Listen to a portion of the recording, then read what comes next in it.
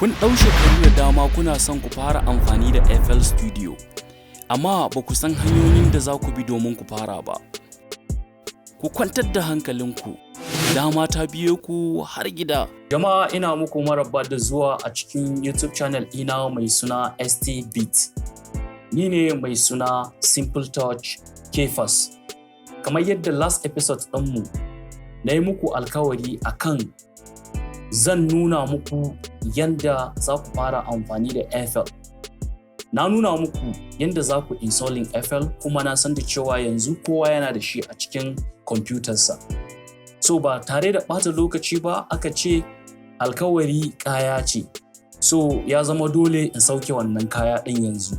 Yanzu bari mu shiga cikin FL Studios mu ga me yake cikin FL Studios. So bari mu clicking mu bude FL Studios. Za ka iya double clicking akan FL Studios zai bude, ko kuma za ka iya right clicking, wannan zai fito maka da wani rubutu akan you should run as administrator. So za ka iya running din shi as administrator, and kuma at the same time za ka iya running din shi as normal by double clicking. Yes. So sai ka dan bashi lokaci kaɗan zai fito. So this is it. Whoop, FL ya buɗe.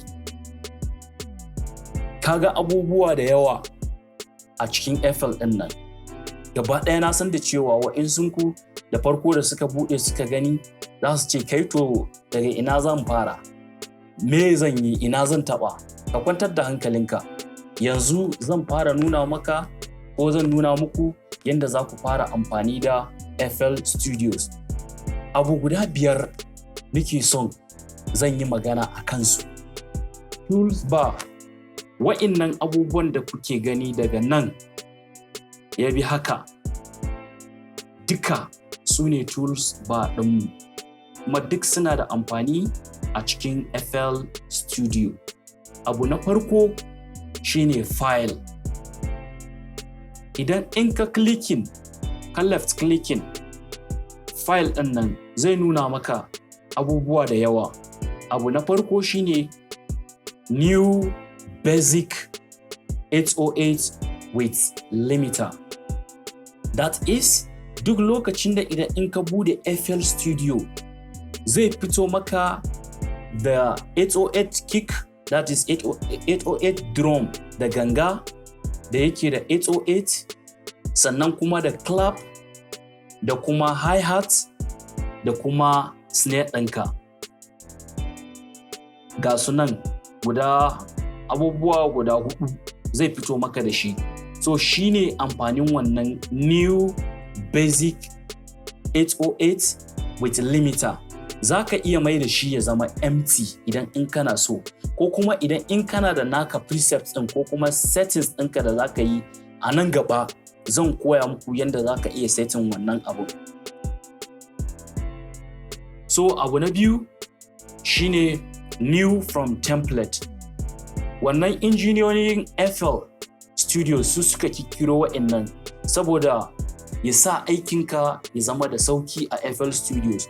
Dan in kana budewa ba wai sai ka zo ka dinga cracking brain ɗinka, ina so in buga trap, ya za a yi in samu drums ɗin trap ba. No, already akwai template da sun riga sun saita shi, wanda za ka iya yin amfani da shi ka fara buga trap ɗinka ko kuma hip hop beat ɗinka ko kuma club basic. Sannan kuma idan in recording ne za ka yi, sun riga sun saita maka akwai channels wanda in kana budewa a kan mixer ɗinka, wanda shi ma topic ne na zaman kansa wanda za mu yi shi a next episode ko kuma episode da suke zuwa a gaba. Sai abu na 3 shine open. In kana son ka bude wani project ɗinka a cikin FL Studios wanda ka taɓa yi, a misali idan in ka danna Ctrl O shine shortcut ɗinsa, in ka danna Ctrl O zai kai ka cikin folders inda projects ɗinka suke. Kamar yadda ina da folder ina already akan system ɗin. So yanzu idan in na danna open kunga ya kawo ni a cikin folder ɗina. So duk abin da nake bukata sai in double clicking cikin folder, sai in double clicking akan file wanda ni nake so. Sai kaga file ɗin zai fito a cikin FL Studio. Sai mu koma ɓangaren saving. Duk aikin da za ka yi idan in baka saving ɗinsa, in ka rufe FL Studios ɗinka aikin nan ya tafi. So amfanin saving ɗin nan shine ka iya yin ajiya, saboda duk lokacin da kake bukatan wannan project ɗin za ka iya accessing ɗin shi. So on normal Windows idan in kana son ka yi saving is Ctrl S. Ko wani irin window ne. So Ctrl S za ka yi amfani da shi. Idan kuma akan Mac ne, Command S shine saving ɗinka. Ina kuma gefe in yi shuru. Akwai su shortcuts na abubuwa da yawan da aka jero mana. Kaga abu na farko shine find first empty. Da Allah da annabi ku yi hakuri, ni kai na har na ji tsoro wallahi. Abin tsoron jirgi wannan ai master class ne. Dan Allah ka yi hakuri ka dawo da mu. Ai wannan beginner class ake, dan Allah ya hakuri. Mu je beginners class. Duk wayannan abubuwan yanzu ba su da amfani a matsayinka na farko irin beginner. A hankali as time goes on zan koya muku yanda duk za ku yi amfani da wa'innan abubuwa ɗin. Amma ga waɗansu abubuwa masu ma'ana a cikin nan, kamar in kana son ka renaming ɗin channel da ka buga kiɗa a kai, ko kuma particular mixer channel kana son ka renaming ɗinsa, shortcut ɗin shi shine F2. Idan in ka danna F2 a jikin kwamfutanka za ka iya renaming ɗin channel ɗinka. Mu je akan view shi ma yanda suke ka ɗaka tempering da shi, kawai ka bar su settings ɗinsu they are okay the way they are. So karka tempering da wa'innan ɗin kawai, there is no need, amma in a hankali as time goes on duk za mu gane shortcuts ɗinsu. Sannan abu na gaba shine options. A cikin options ɗin nan akwai MIDI settings, akwai audio settings. A cikin audio settings idan ka clicking ɗinsa zai nuna maka MIDI, audio, general, file, projects, info, debug, sannan kuma about shi particular project ɗin da abin nan version ɗin FL da kake amfani da shi. So idan in ka zo MIDI shi na piano ne. Idan in kana da piano da kake son ka connecting ɗin shi da kwamfutanka, so bayan da ka sa MIDI cable ɗinka a ciki, to a nan za ka zo ka shigo ka yi settings ɗin shi. Shi ma a nan gaba zan nuna muku yadda za ku yi amfani da shi. Sannan audio settings ɗinka, shi in ka bude FL for the first time za ka ga yana FL Studio Audio. So idan in ka duba, in ka clicking ɗin shi a ƙasa za ka ga buffer length ɗinka in kana buga kiɗa in ka ga ya fara dragging, so sai ka zo kan buffer ɗinka, ka zo size ɗinsa sai ka canja size ɗin. Kun ga size ɗin daga 256 zuwa 2048.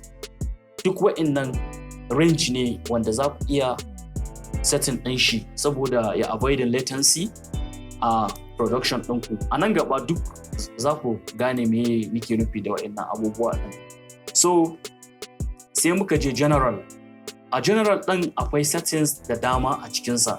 Su ma a nan gaba duk zan nuna muku ko zan koya muku yadda za ku yi amfani da su. So sai files nan yana da amfani sosai. A files ɗin nan kaga auto save. Occasionally every 10 minutes za ka iya sa shi every 15 minutes, every 5 minutes, every 10 minutes, ko kuma frequently every 5 minutes and before risked operation. So ya kamata ku yi amfani da shi. So ni na bar shi akan every 10 minutes. idan in na aiki ko na danna control S ko ban danna control S ba, shi da kansa automatically zai min saving after that 10 minutes. So sai file, za ku ga a ƙasan shi browser extra search folder, inda za ku shigo da samples ɗinku da kuke da shi a cikin computer zuwa browser ɗinku. Sannan a nan kuma abu na gaba shine project. Idan in kana son ka fara sabon project, kana bude FL Studio sai ka shigo cikin data folder. Kana shigowa cikin data folder za ka ga wannan mai alamun takarda ko alamun file. Ka clicking ɗinsa zai buɗa maka drive ɗinka. So zai tambaye ka inda kake son ka sa wannan project ɗin. So kamar ni yanzu ina sa project ina a cikin D drive. So a cikin D drive ina sawa sai in shiga, so cikin E cikin E sai in shiga Simpletouch, then sai in tafi inda na sa ST bit, gashi nan sai in sa, sai in ce create new folder a cikin ST bit, sai in sa Hausa tutorial. Shikenan sai in danna enter OK. Sai ka sa, in ka danna OK zai nuna maka kun ga Hausa tutorial, sai ka clicking ɗinsa. Zai ce maka will you like to save the current project in the folder? Sai ka ce mai yes, domin kana son duk aikin da za ka yi ka sa shi a ciki. Sai ka sa bits ko sai ka sa bits. Shikenan sai ka danna save enter. Shikenan ya saving. So idan an kuka lura a nan za ku ga bits shine sunan project ɗin da muka saving.